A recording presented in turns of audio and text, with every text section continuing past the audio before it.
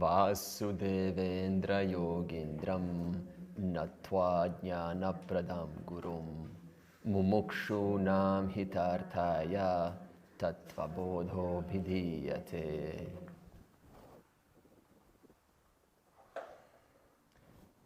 May I become a deserving instrument, and may we become deserving recipients. May I become a deserving recipient, and may you become a deserving instrument. So this is the verse. The verse is acknowledging the teacher, because see, Vasudevendra Yogindram, right, is a teacher of the author. So it doesn't matter who this teacher is, you know. So in your case, you can replace that with your teacher. So you can substitute Vasudeva, who is the king of yoga, the king of Yogi Indram, so the king of yogis. So he is the highest of the highest. So he's not only the one who understands siddhis, he's also, you know, like powers, but he's also the all-knowing one. So to this guru, this author prostrates to. So in our case, we can substitute that guru for whatever the guru word means for you, right? Ultimately, it always goes back to God. But this is firstly acknowledging that, see, any merit that I receive, any compliment or anything that you say to me, it doesn't go to me, it goes to my teachers. And when I compliment them, they say, oh, it goes to my teacher. And so it goes all the way to the beginning, to the first, and that is always God. So you know, when we chant this, it's always going back to the very first, because of which we can receive this knowledge and assimilate this knowledge and solve the problem, which is the only reason why we're here, to solve the problem. So, knowing that, we have commenced the verse on, let's see where we are, sorry. So we finished with Shamadhi Shakka Sampattihi, and we will get back to this. This is just an introduction. And now, Mumukshutvam Cha iti. So the question is, what is sadhana chatushtaya? And so far we've covered nitya anitya, vastu, viraga, shamadhi, and mumukshutvam. So what is mumukshutvam? It is the desire to be free. That means the desire to be free is above all else. And this desire expresses in a form of, you know what is to be done and what is not to be done. So obviously there's some, to be a mumukshu, right? Just think about, what does it mean to be a mumukshu, one who is desirous of liberation? I don't think they're here, but I was invited to do a talk before you came here, the day before, and it was an opportunity for everyone in Vlierhof to hear about what is Vedanta. And you know what, 17, right, was supposed to show up. Now just look at this, 17 supposed to show up, and how many showed up? 5 or 6. Now I told them, right, obviously I did I told them a little bit about Vedanta. It's an inquiry. And you see, so in other words, you tell them, you sell the idea, you sell Vedanta in the best way possible. And even so, out of 17, already you got 5. And out of 5, right, that number gets even lesser and lesser and lesser. And I even said, right, this is about liberation. Vedanta is about liberation, solving the problem. And so you can see what it means to be mumukshu. It takes a lot of emotional and intellectual maturity to understand the implications of this text. And so therefore mumukshu is the one who has this general maturity.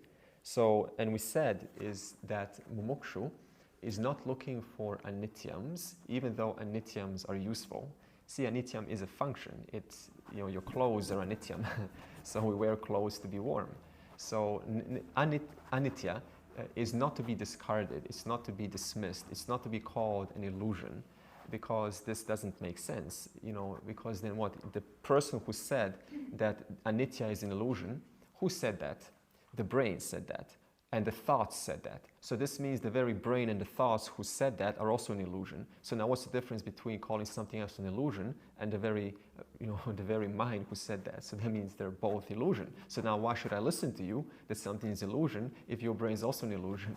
So by chance you're deluded, okay? So we also said that philosophy is not, philosophy, if you go to a university, someone asked the question, what's the difference between a university Vedanta and, this kind of Vedanta?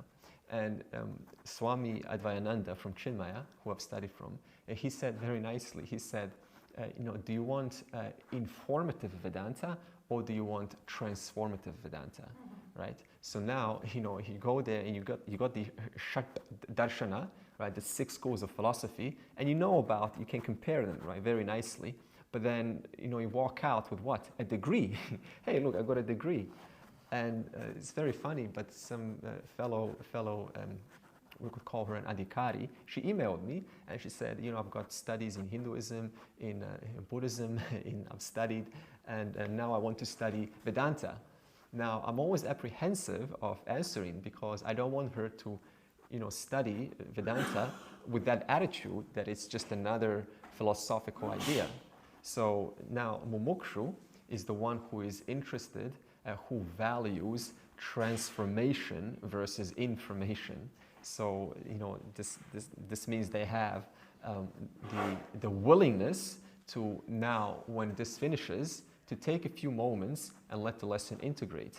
Because sometimes, when the lesson finishes, we got, 45 minutes, and there's a tendency to talk.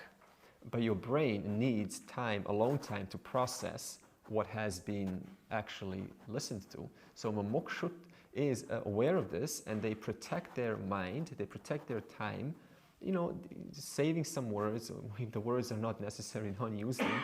So they are protecting their minds actively because the mind is being bombarded with constant data. And so, for it to process data, it has to eliminate something else. So I was just listening to a program of, I like to learn about how to learn. So, I see how the brain works. And what the brain does is, its natural tendency is to simplify data. So it always looks for the path of least resistance. It always looks for something that is, minimal effort, minimal understanding, and it will always use that versus, opting in for something that requires thinking.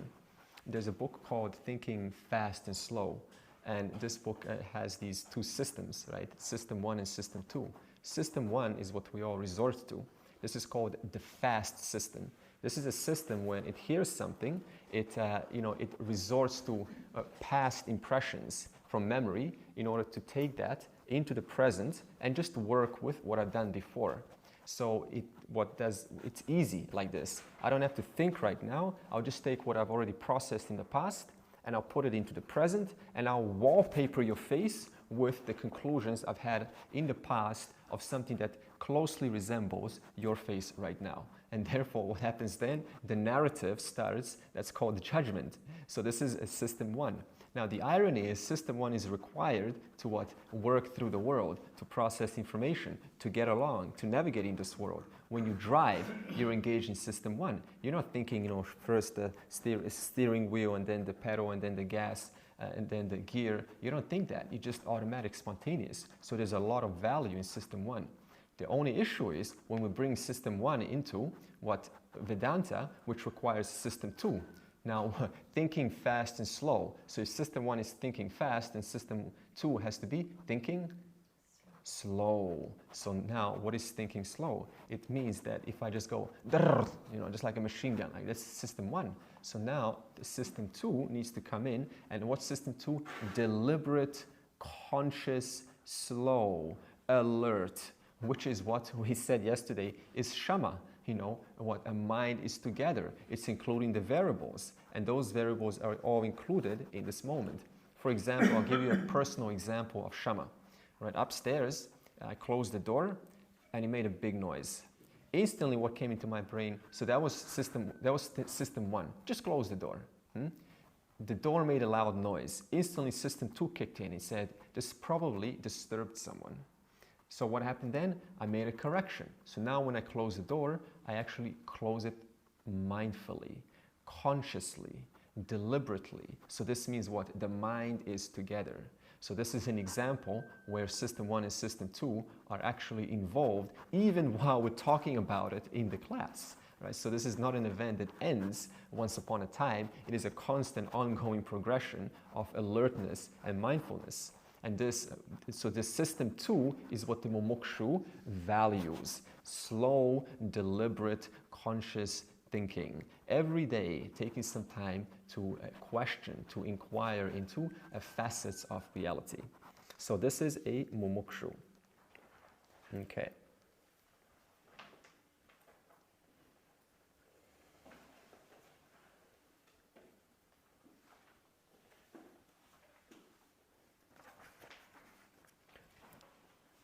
Okay, next verse.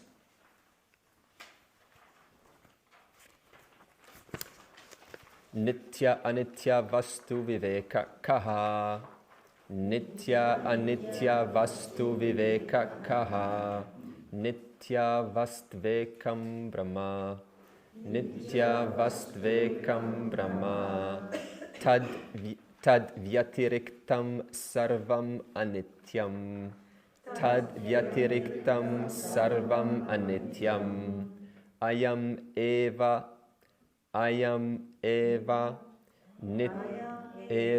nitya anitya vastu viveka kaha. Nitya anitya vastu vivekaha. Okay, so this viveka, let's look at this word viveka, line 1. So see, ultimately, this viveka, it's pertaining to 4, what we call in Sanskrit, purusharthas. Purusharthas just means 4 goals in life. And, you know, there is security. We all need security, right? If you don't have security, then we're constantly worried about security. It's very hard to focus on knowledge or philosophy or anything that's valuable if we are concerned about where will the next paycheck come from, how will I survive, you know, and what's going to happen in the future. So security, believe it or not, needs to be there before we can have any kind of, you know, higher forms of thinking. Now, what about karma? You know, they say pleasures of life. Now, suppose you take pleasures of life out, right? You just have pasta, whatever you eat. You take the sauce out. Don't even put salt, nothing, just plain bland. How would that experience be for you? It will be just a life of complaints, right? No color, nothing. It's just one bland, you know, walls are just white. You know, oh, I don't need anything. It's just wasting space there. So this means pleasures or the delights of life are also important for your well-being. So Vedanta does not discard any of this because, you know, it has value.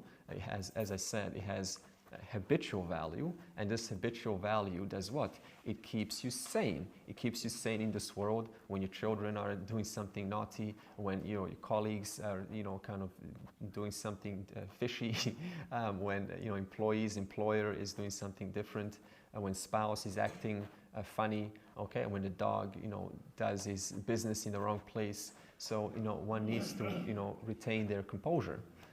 Now we also have dharma. We also have dharma, living a life of general ethical values, upholding the, you know, societal, upholding a standard upon which people can look up to you. You know, like a leader who exemplifies a status of someone that is mentally composed, whose mind is together, who is relatively clear what needs to be done or what not needs to be done, what is now right thing to do, what is inappropriate and what is appropriate. So this appropriate and inappropriate also is what preserves our mental composure, because how many times have you done something inappropriate, whether now or in the past, and after having done it, you know, what happened? You contradicted the good opinion about yourself. Now, how did that make you feel? You know, it's stuck. For me, it sticks for 1 day at least, even 2 days sometimes. And this sticking, it's unnecessary because now I cannot think, I cannot I'm a little bit self-esteem goes down. So this means it is in one's interest to preserve their ethics, their sense of what is appropriate and inappropriate. So this is, all three are very important. Now, so this means what? You have settled accounts with the world. You have settled accounts with the world. This is a statement by Swami Dayananda. So this means that if I look into my life right now and I see, well, this is unresolved, this is unresolved, this is unresolved, I've not forgiven these people, I've hurt someone, I've kind of dismissed them and I never said sorry, and all of these things in the background that one's denying because they're too hard to deal with, if these things will pop up. Because what pops up when we close our eyes in meditation, it's one time when you want to have a break, right? Let me just meditate. But it's also the one time when the stuff actually does come out that didn't have any other chance. So you can see that there's no getting away from what needs to be addressed. So all these three goals create this equilibrium, an equanimous mind where you can enjoy relative peace. We're not going to say absolute peace because that is unrealistic, but a relative amount of peace where you can, collect yourself. Only then, or not only then, but amidst that, there's no only then, because life is not like this and then like that. It's just a continuation. Amidst all of that, we pursue what? Moksha, which is nityam. So when it says nitya, anitya vastu, viveka, so you're discerning between what? The three goals, right? The delights of life, kama, what's appropriate, inappropriate, dharma, and you're discerning security, artha, against what? Moksha. So this means these three are a means to the fourth, which is moksha. And so what is this moksha? It is nityam. And therefore it says there is a discernment involved that all activities that are done ultimately what? Subserve the highest purushartha, which is moksha. And that is what we call nitya, anitya, vastu. Vastu means reality, viveka. So it's not an intellectual process that is done in the corner of the room at 5 o'clock. It is a constant discernment amidst our activities. And therefore it creates what? An intelligent mode of living. In other words, a mode of living whereby you're able to say no and you're also able to say yes because it's going to retain your sanity. It's going to create some peace in your mind whereby you can engage your thinking. Okay? So this is nitya and nitya. Now, good. So nitya, so this is, any questions? Okay. So sorry, we had a traffic jam. So sorry, we're a little late. You're welcome. Also, Andre, this is a continuous process, isn't it? You always discover new things and you get more strength to exactly.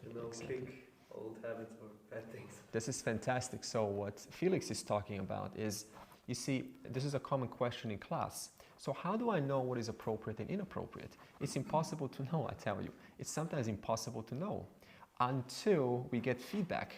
So this means what? Feedback is a system that is inbuilt in society by how someone else responds, and by that you can then assess what have I done that has caused this kind of a response in this person.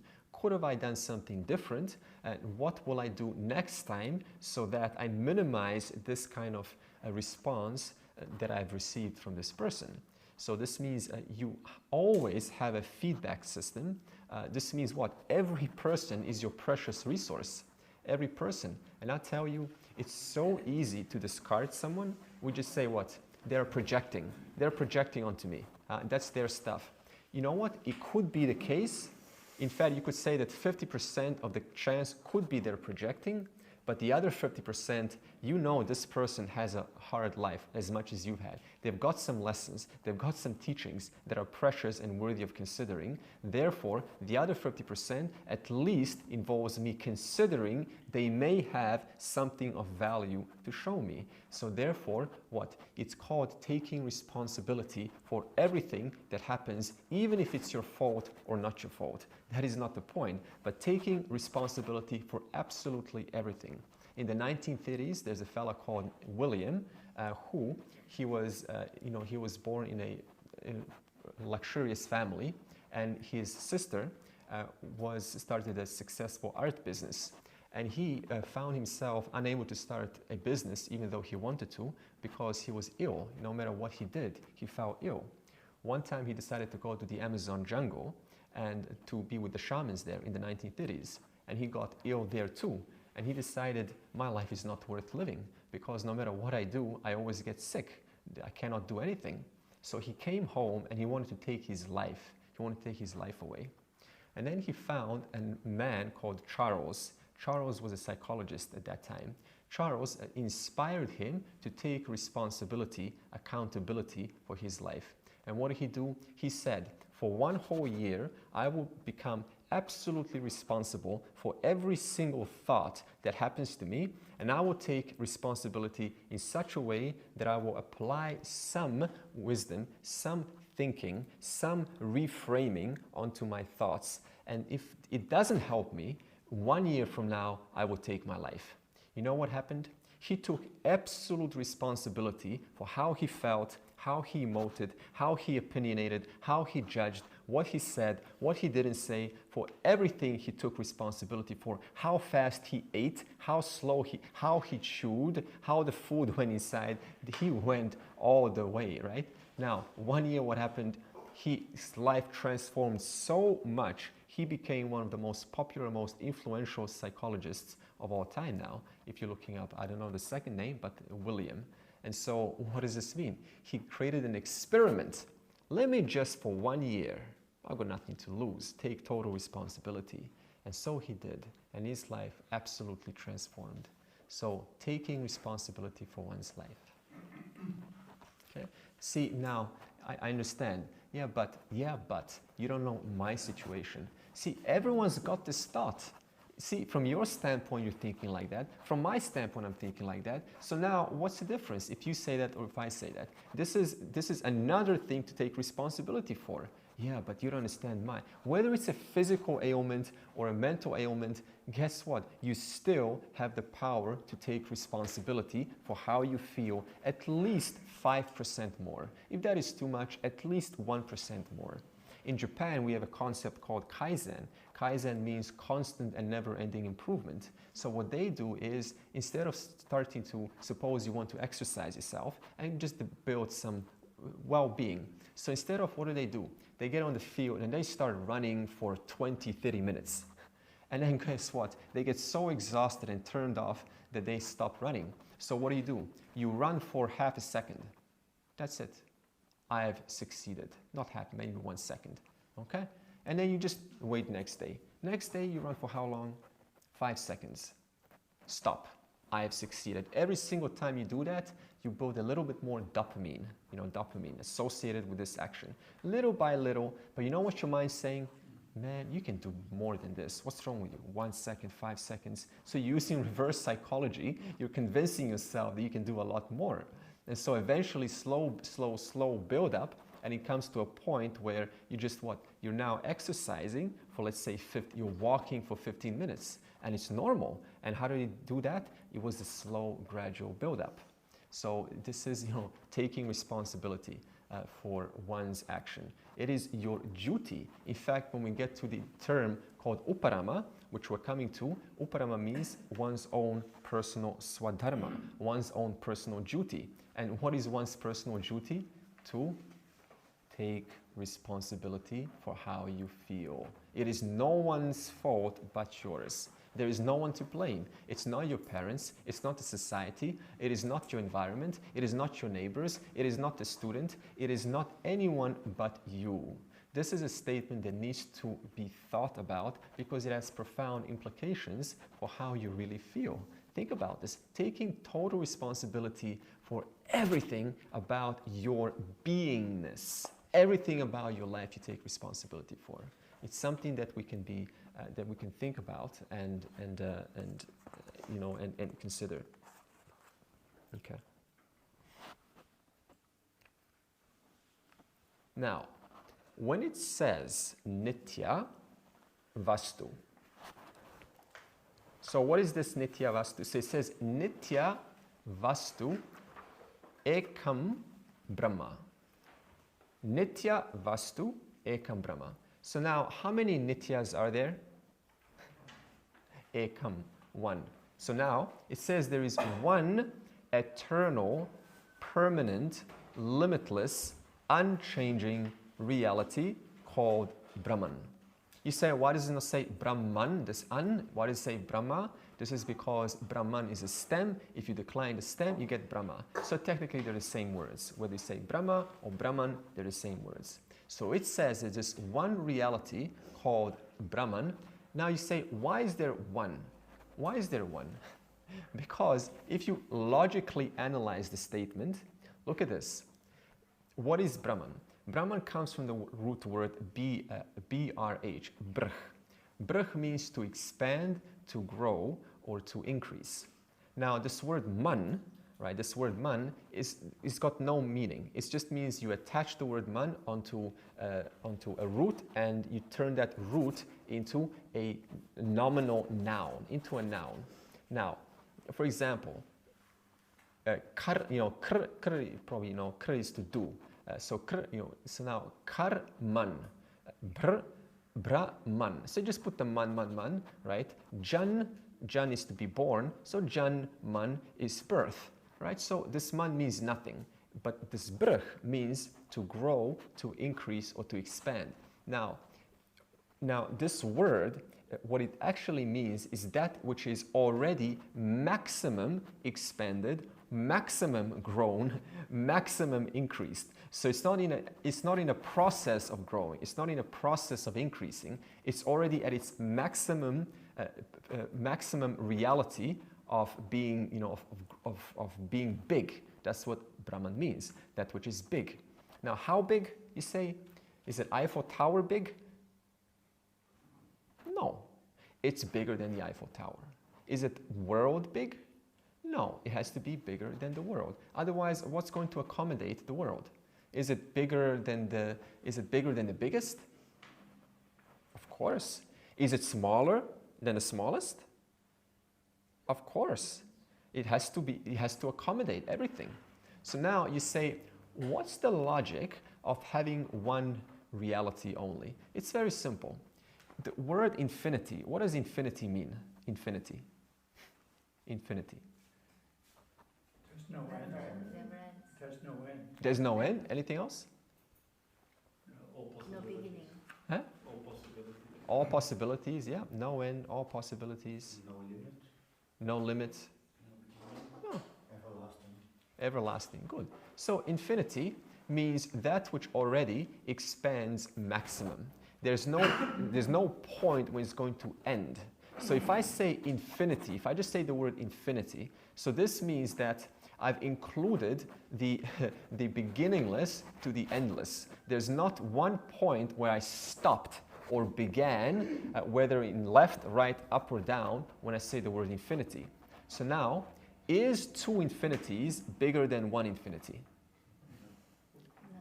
No, because infinity, just to say infinity, is that which is already infinite. It's already infinitely big. It's already infinitely everywhere. So now, if I say two infinities, that cannot be larger than that which is infinitely big. So logically, you can only have one infinity.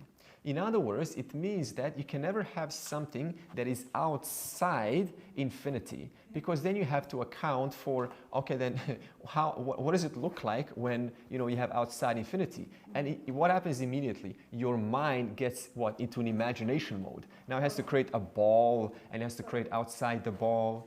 So it's one without two. One, exactly, so one without a second. Yeah, so one without a second. So Ekam Brahma is only one.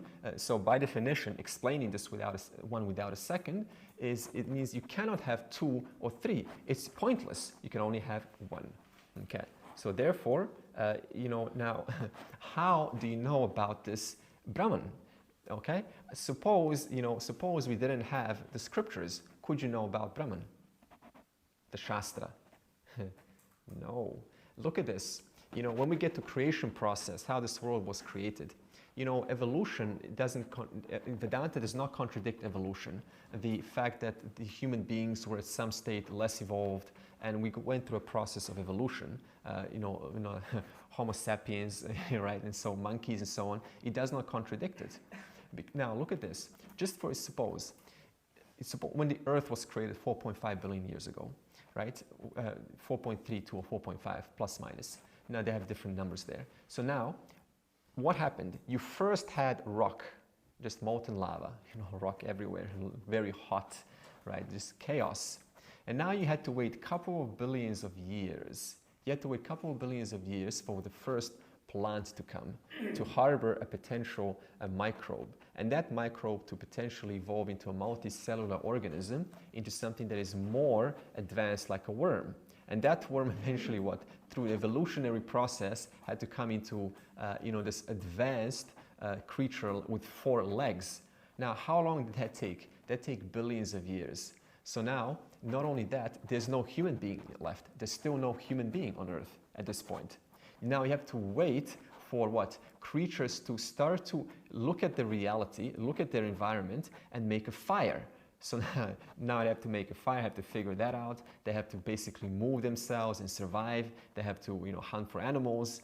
So now you still have to wait. Now, finally, when the human is at its maximum intellectual state, only then they have the capacity to what? Start to inquire into reality. And when they inquire into reality, they're able to what? Discern nitya and anitya. So, and only then you have to wait for human beings to start to inquire and then to write it down, and only then you can look at the Shastra. Now think about how long did that take for you and I to look at this? And who got these statements down? They say the rishis. And what is a rishi? Rishayaha mantra drashtaraha. So in other words, rishis are the seers of mantras, drashta of these mantras. So how do they see these mantras, which are what constitutes the Shastra? How do they see these mantras? In meditation. This is not a mystery at all. Anyone who's meditated, you've had an insight, have you not? During meditation. And that insight was more or less sometimes contaminated with your subjectivity, but other times it was absolutely pure. Now, unfortunately, some of us don't write these insights down.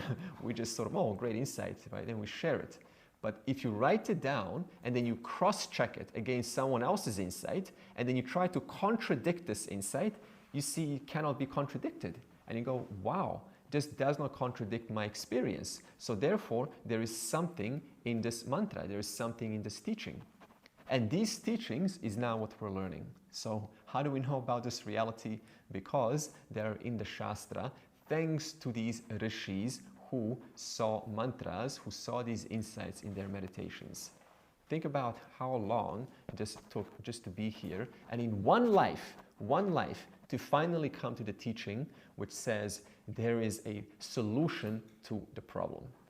Considering how many lives and how much time took for that to happen. So now think about how much, right? How much what we call punyam, how much luck do you need, to be in this place right now?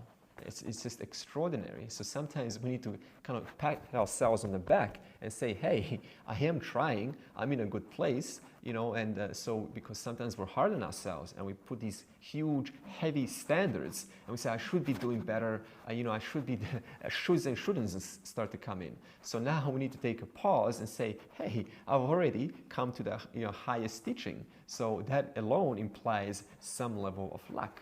So this means, it's called self-love. So we're giving some self-love to ourselves because it's easy to love others, but, we pat ourselves on the back too.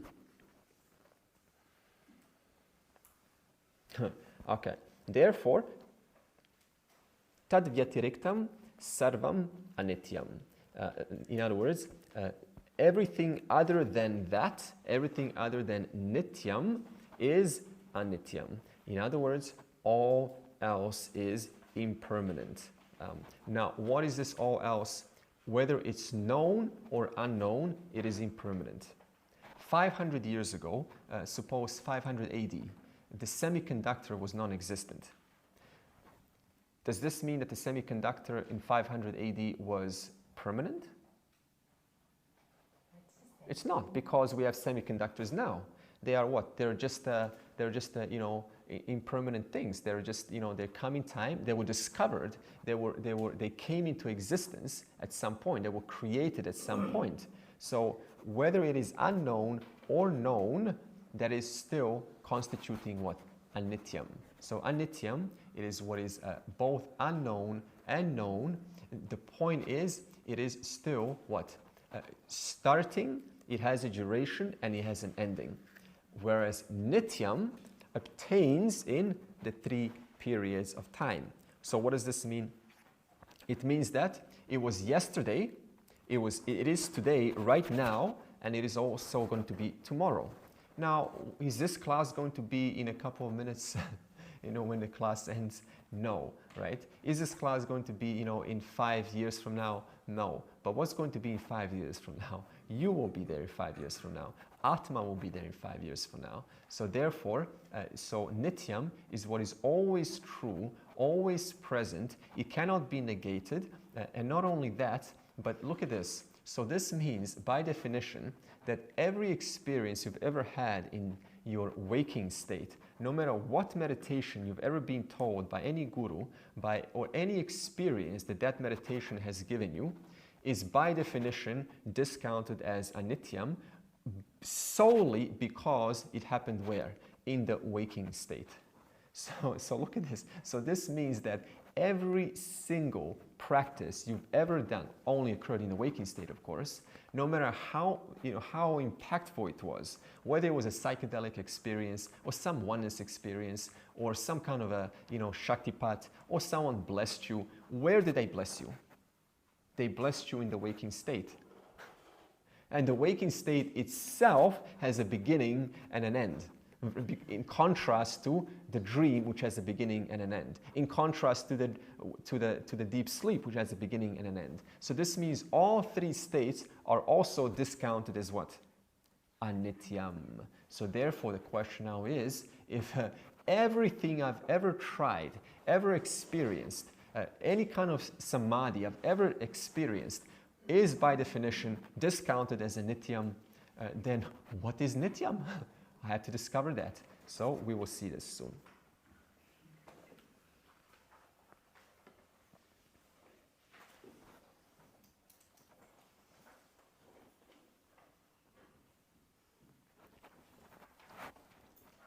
You know what a spiritual awakening is? You heard about that? Spiritual awakening? Yes. Books upon books are written. My spiritual awakening. Not yours, my spiritual awakening. Yeah. Where did that spiritual awakening happen? You see? In the waking. So it's not in the waking. It's not the spiritual awakening. It's just an experience. Nityam cannot be experienced because any experience is what? It wasn't there and now I'm experiencing it, right? It's lasting and I'm no longer experiencing it. In other words, you cannot produce, you cannot generate nityam. It cannot be experienced, produced, or generated. It can only be discovered. So this means that nityam has to be right here, right now. Now, where? Does someone else have nityam? Do you ask someone else, hey, do you have nityam? What's nityam like? Let me go to the guru and ask him, hey, what's enlightenment like? You heard this question? What's enlightenment like? What's it like to be enlightened? So in other words, what's it like to what? Be in contact with what I am also in contact with. What's it like to be in touch with what I'm already in touch with right now? So you see, it doesn't make sense. Nityam obtains through and through everyone all the time, right now, all the time. There's nothing to say. There's no question of knowing it more or knowing it less. It is already known at its maximum state, at its maximum potential. It's already known maximum. So now what's the problem? Then how come I don't know it? And this is because we have a superimposition problem. We have anityam overlaying itself over nityam, and therefore, what do I see? What does the crystal see? The crystal sees nothing but blue rose, red rose, pink rose, changing rose, old rose, and therefore, who's old? I'm old. Young rose, who's young? I'm young. Dying rose, who's dying? I'm dying. Wilted, sad rose, saggy rose, who's saggy? I'm saggy. Is this touching the crystal? Not at all. Therefore, when we say nitya, anitya, vastu, viveka, what are we saying? Cognitively, I understand that these attributes of age, dying, being born, having a spiritual awakening, these are all the products of a rose going through its flowerings, which are non-stop. It's going through seasons, which you cannot stop. And this, I don't have to stop it because it's not under my control. I don't even have control when the body digests the food and how it digests the food. There's no control over that. You just swallow the food and the food is digested. So it's a different order here. So what? In other words, cognitively understand that the nityam is already here. So this is a cognitive understanding, which is slowly supposed to be revealed. How are we doing? Too fast? Too slow? No? Too fast. Oh, I can't help it. Very fast. Yeah, it's my mind thinks fast. If I slow down, you're not going to get as good teachings. Maybe that's why we're recording, right?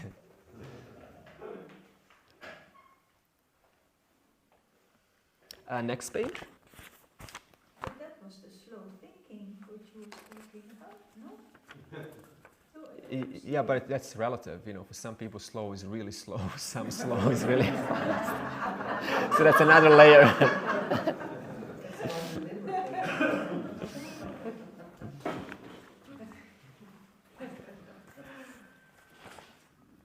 So, okay, dispassion. Dispassion, lack of a better word, we'll use dispassion. Viragah kaha, viragah kaha, iha swarga bhogeshu, iha swarga bhogeshu, icharahityam, icharahityam. Okay, I mean, it's a very simple statement. It says, what is dispassion? It's absence of what? Desire in reference to enjoyments here and thereafter. So iha is here in this world and thereafter is in heaven. So it's a very clean statement. It's shallow. It's kind of a superficial statement. But it still has its validity. So what does this mean? What is dispassion? You know, we keep on mixing these words, detachment, dispassion. Okay, we can all put them into one category for the sake of simplicity. So detachment and dispassion, we can all put it into one hand and say they're one and the same thing. So now, let's bring this back down to earth. Instead of going, dismiss everything as anitya. Full stop, next verse. So, what is dispassion? Dispassion is, if I show you a gold right now, you know, what's the intrinsic value of this gold? What is gold? Make you happy? No, intrinsic value. So what is the original quality of the gold? So the gold is what? Metal. A metal? Yeah, what else is gold? Just objectively.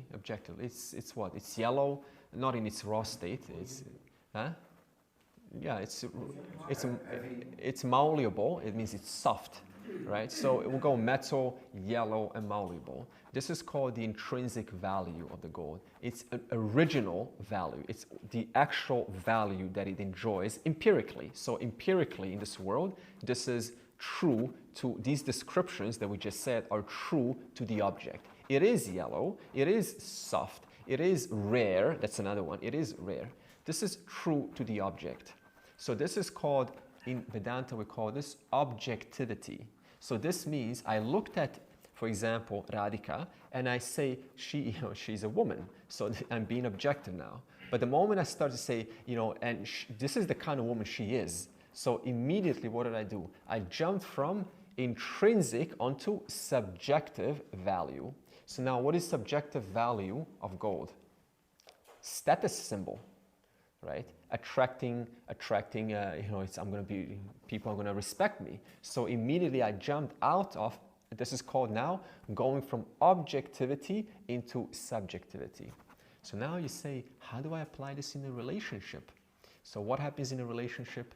We often want to look for some qualities or some expression from our partners that they intrinsically cannot have. They do not intrinsically have that. So now we need to, for example, have to know what can this person really do for me and what can they not do for me? Am I even clear? And am I asking from this person something which they cannot do? Because if I am, then what's going to happen? It's going to put pressure on them and it's going to create a sense of tension. Okay, so this means I have to be clear. What can this friend do for me and not? It's not like you're being selfish. It's just being very clear about the actual value that things enjoy. So in other words, what is dispassion? Just being objective, looking at the real facts. What can this watch house really do for me? It can bear my, my body. I look at my parents. I love my parents a lot, but they see the house as a status symbol. So now it's like furniture. My God, 5 rooms. It's all filled with furniture, and I don't know which furniture to sit on because there's too many choices, right? So now this is what turning the house into going from objectivity into subjectivity. So this means the house now becomes what it's not supposed to be. It's not supposed to be a place for showing off and taking pictures and sending to you, hey, look at my house. This is not it. So this means with people, we also have to understand what can this teacher do for me? What can they not do for me? Even teachers. Some teachers, I listen to many teachers because I love their expressions. Everyone has a different take. So therefore, this teacher can show me some emotional aspect of living. This teacher can educate me intellectually. So in other words, I don't ask a teacher who is good intellectually, I don't ask them to teach me about emotion because their nature is what? To be extremely logical, right? So this means I learn from them, and if they do not have this emotional aspect, then I don't complain. I say, hey, this is who you are, and I'm going to ignore anything else, that all the other flaws that come out of you, because everyone's got flaws. This is a fact. I'm going to focus on what? On your strength. I'm going to learn from your strength and put everything else behind.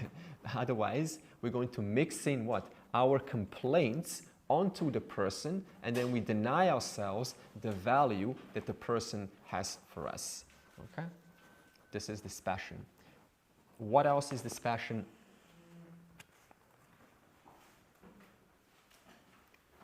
See, dispassion, important, we often think is something that you create. Like, let me create dispassion. Dispassion cannot be created. A created dispassion, what will it do? It's called, what do they call it? Kind of pretending to be cold or apathetic or distanced, right? Pretending, because what the individual is sort of, established themselves in some kind of a mental image, right? And now these people don't fit my mental image, so I'm just going to isolate myself, and so this is not dispassion. This is it's got some corrections to be made there. So now when we say that dispassion is not created, it is discovered. How do you discover dispassion? How do you discover dispassion? Inquiring into what? The intrinsic value of an object. But how else do you discover dispassion? Think about this. I'll ask you a question, different question. When you know something that is really, really important, what happens to other things?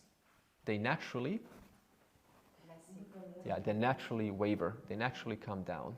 Because you know what is important enough for you, what is significant enough for you, that automatically you become what? Dispassionate to things which do not reinforce what you value. Therefore, dispassion is not developed, it is discovered by knowing what is important for you. What do you value so much that it's worth the sacrifice? Dispassion.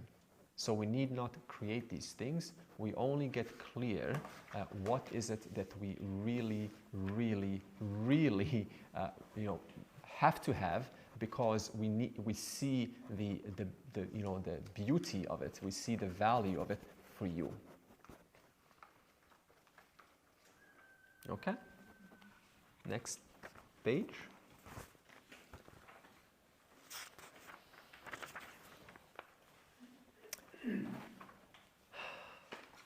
So no need to read this. So now it's just going to introduce to the sixfold virtues. And what are they? It says Shama, Dhamma, Uparama, Titiksha, Shraddha, Samadhanam. So these are just Sanskrit words. Now we will all explain them. Let's go into the first word. Now Shamaha Kaha, Shamaha Kaha, Mano Nigrahaha, Mano Nigrahaha. Yeah, they say control of the mind. Okay. Please turn on happy thoughts right now. And turn off sad thoughts. It can't be done. We can hypothesize, but in reality it cannot really be done. So that proves that we don't have, we have relative control, but not total control of our minds. So now, what is this mind control? Number one, accepting that, see, look at this. The nature of your mind is inherently unstable. Anything anitya, the most unstable thing in this universe is the mind, by the way. Even a rock, a rock is stable, staying there. Water is even more stable than your mind. Water at least can be still. The most unstable thing in this universe is your mind. Now, what's the most common thing that we have? I want to what? I want to take ownership of this unstable mind. I want to bring some control into it.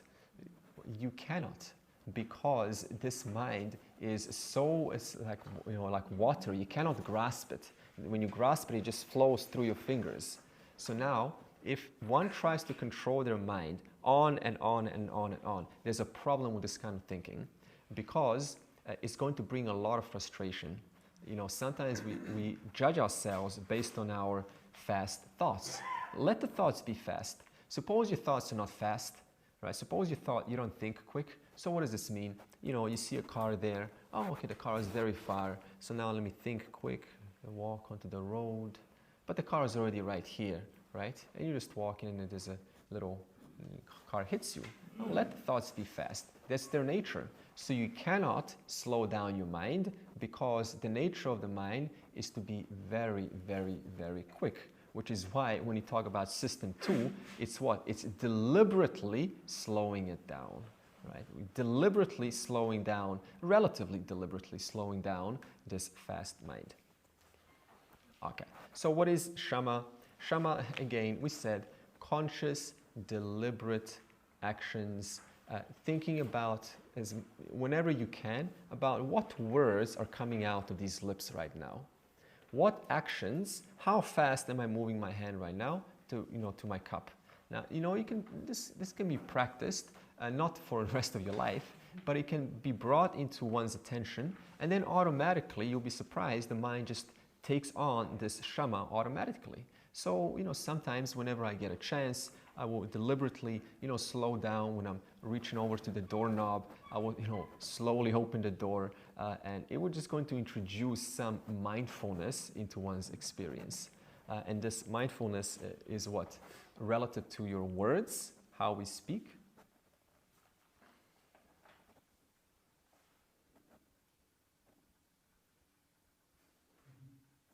Including that pause. You're aware of how long the pause was. That was a deliberate pause right there. Okay, that is also Shama. Our words, what words are we choosing to use to describe things? Okay, and also our, what else? Our thoughts. Thoughts is something that we can also, sort of reframe. Sometimes our thoughts will be negative. This is mostly this in psychology. They would say that mostly the person's predisposed towards negative thoughts. Now, there's many reasons for that, but the thing is, this is firstly accept this. If you try to be happy, that itself assumes there's a problem. There's a book called The Art of Not Giving an F. I read that book. It's a very good book, right? And it makes a very great statement. And it says that the problem in personal development is that we try to have a happy, positive experience. Trying to have a happy, positive experience itself is a negative experience because it assumes that something is wrong. So I'm resisting what is happening right now. I want right now to be different. That becomes effort. That becomes hard. And then he makes a statement, whereas to acknowledge one's negativity itself becomes a positive experience.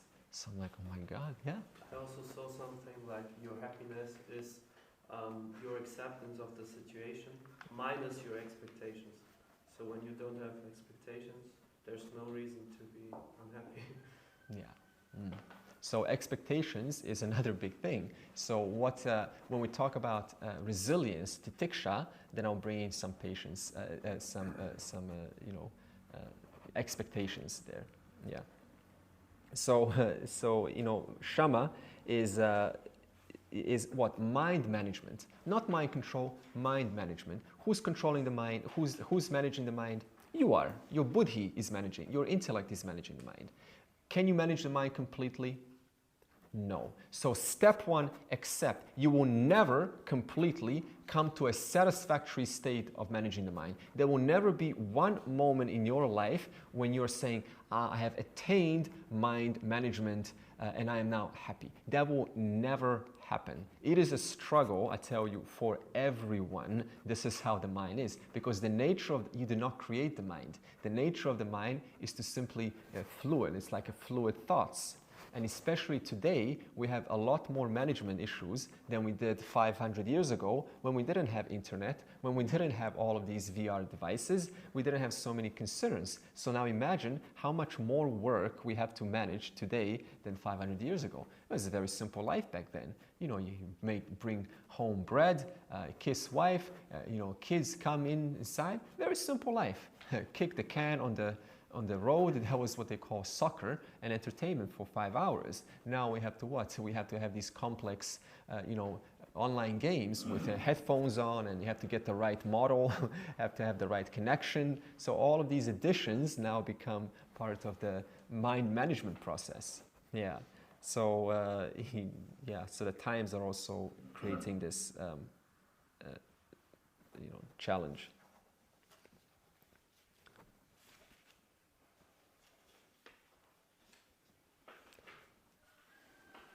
Yeah, so shama, lastly, it's mind management. Now, how do we manage our minds? Just some practical. See, the how, as I said yesterday, it's not that important. You can now Google how to manage my mind, or ChatGPT. I use ChatGPT. It's a wonderful device, gives you a lot of information. You get exact answers to what ChatGPT 4, not 3, 4, right? And it's lovely. It's beautiful. It's helped me a lot. Now, you can use this to answer what are some, proven techniques in the field of psychology for managing the mind. I, for example, adore ACT, acceptance commitment therapy. It works so good. I was like, oh my God, I want to sleep with these cards under my pillow. And that's how about little cards and techniques. You've got, DBT. You've got dialectical freedom technique, what is it, DBT, CBT, commitment behavioral therapy, cognitive behavioral therapy. These are wonderful, CBT, right, CBT, cognitive behavioral therapy, or ACT, A-C-T. So I bought these little cards on Amazon. I said ACT cards or CBT cards, and they are basically all one needs to manage their minds. You've got 50 cards in ACT, and you got another 60 cards in CBT. So you got 60 techniques to manage your mind, plus 50 or 110 techniques, and they are fantastic. I'm like, I need not talk about any of this in Vedanta, just recommend them the act cards and this problem solved. So this is the good thing nowadays. We have a lot of this proven stuff that just works. It's because, see, people are spending, they're working with clients. They're working with clients who got real problems. Some people want to commit suicide. One of my friends who lives in Brisbane, his wife is a psychologist, and she does ACT and also CBT. And she uses this to help those borderline patients who are on the verge of committing suicide. So now, think about how quick his wife has to think to find the right mode for that mind, to help this person manage their mind. And it works. So this means that we're talking the most extreme cases. If it works on them, I promise you it's going to work on your mind also, right? If not one technique, definitely another technique.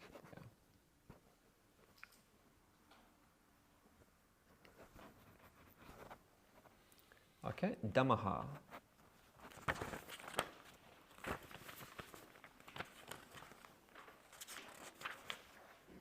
Control of the senses. Okay. Dhammaha kaha, chakshuradi, bahyendriya, nigraha.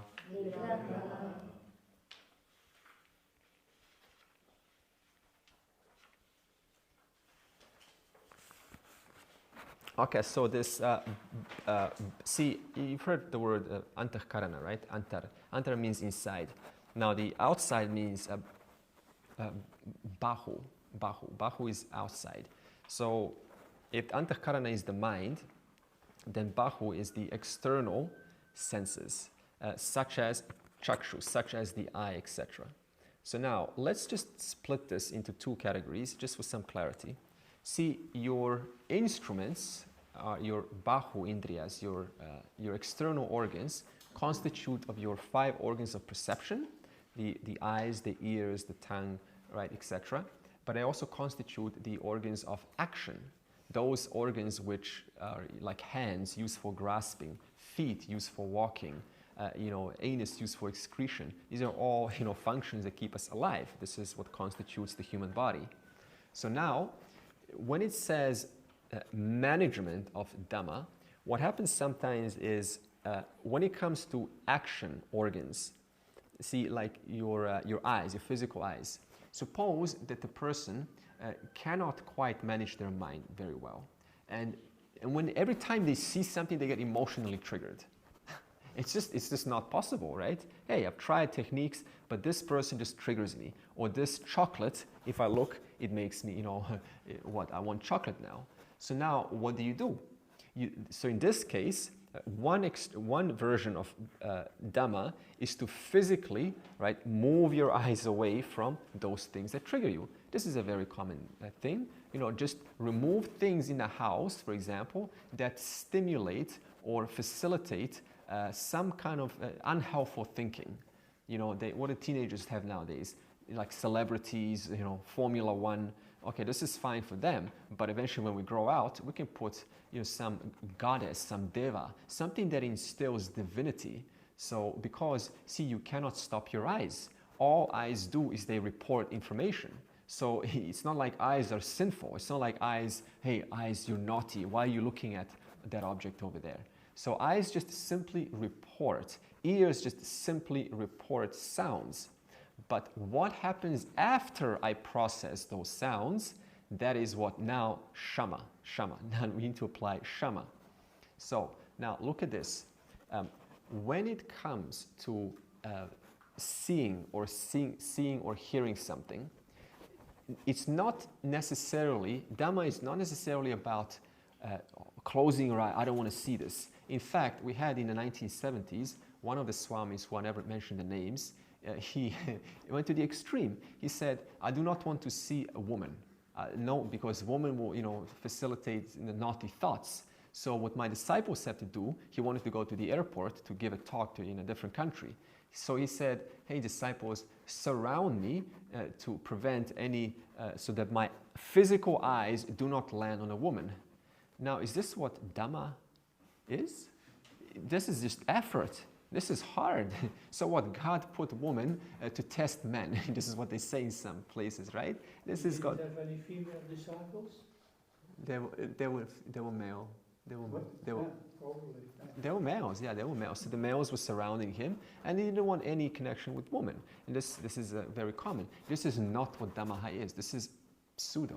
But this is also a lack of shama, then, isn't It is a lack of shama, yeah, exactly. And so now what? You have a swami, and he doesn't want to see the sight. So now this is not what Dhamma is about.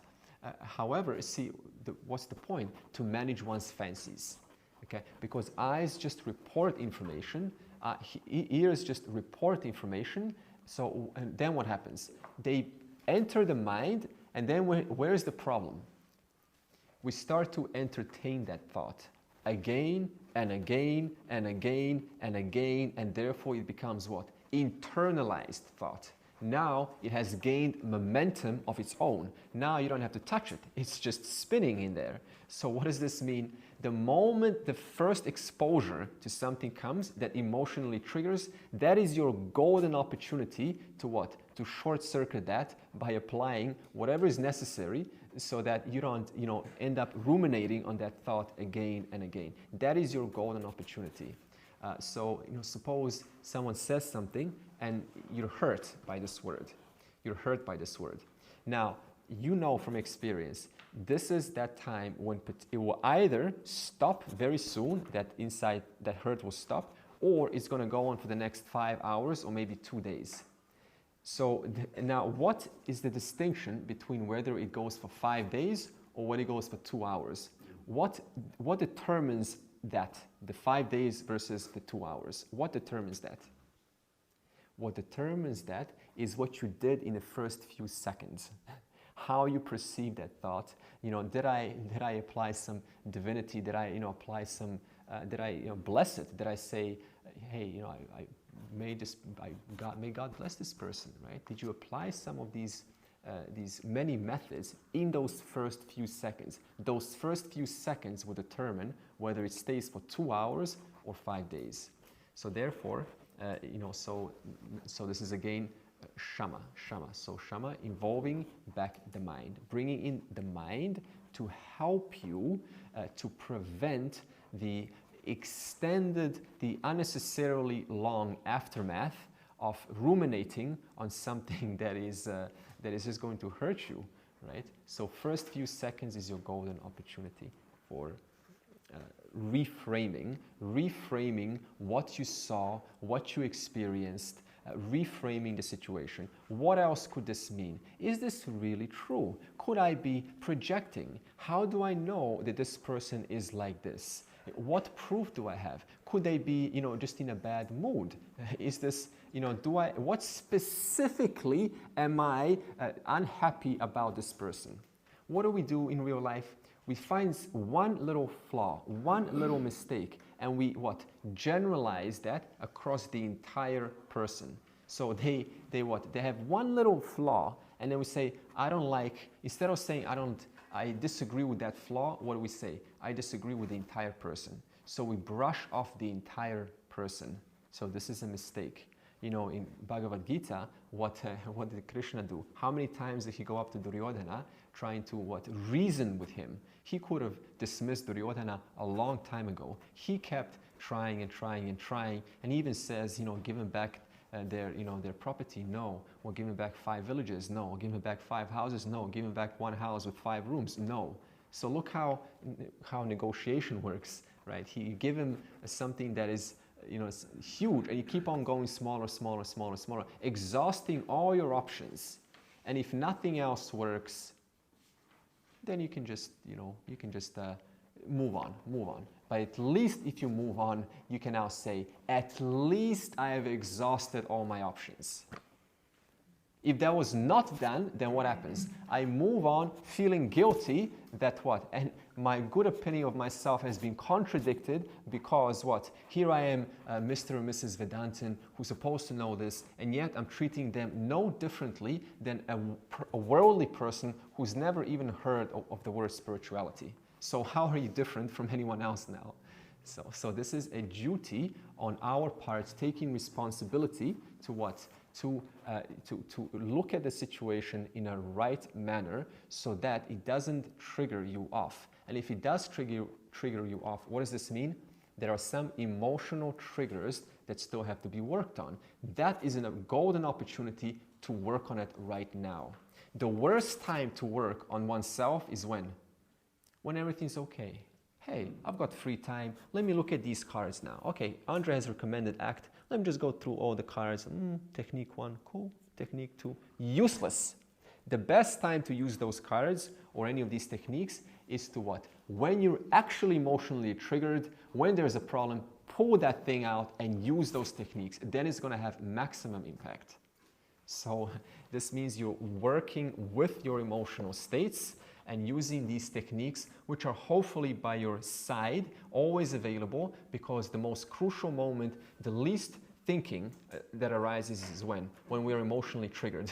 So this is when we most need these cards. So make sure they're close to you, because we don't think about this. We default to our old ways, our old patterns of 20, 30 years of thinking, and we completely, cards are just cards, it's a piece of paper, it's not valid right now. So it's like some serious effort to actually manage one's mind. Okay? So this is Shama and Dhamma.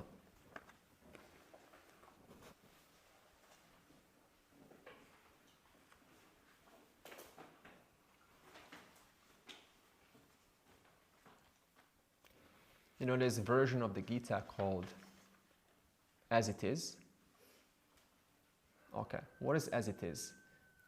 As It Is, Gita. So what is Bhagavad Gita as it is? It means what? So in other words, as it happened, as it actually is. So this means the maximum you can have if you put Bhagavad Gita as it is what? Just the Sanskrit, and that's it. You don't even put commentaries on. But what does this book have? Commentaries have the commentaries have the commentaries, right? So now, as it's not, right? Not only as it is, but it's as it's not. So now look at this. This is absence of Dhamma. What I say one thing, but I mean something else. I say Bhagavad Gita as it is, but what? As it is, ... according to me. So in other words, what is Dhamma? Ensuring that what you say, you really mean that. What you say, you mean. Because otherwise there's a disconnect between what we say and the thinker. And therefore, what happens? Our confidence goes down. Well, if I cannot even trust myself, how will I trust the teacher? How will I trust the Vedanta? And therefore, the knowledge has now less power to influence you. So you can see how one thing that we do in the real world, how it actually gets brought into the class in reference to understanding the reality. So everything has a wonderful connection. So these values teach us to not only practice it here, but practice it all the time. And therefore, it's going to have a way that you have confidence in yourself. I've done well last time. I was able to apply the techniques last time. And you bring in yourself with what? A confident you. And because I've succeeded before, I can succeed right now. So these are values to be cherished. These values are to be cherished and brought dear to you because they preserve our sanity and ensure that we understand this knowledge, which we will as we continue in the next session.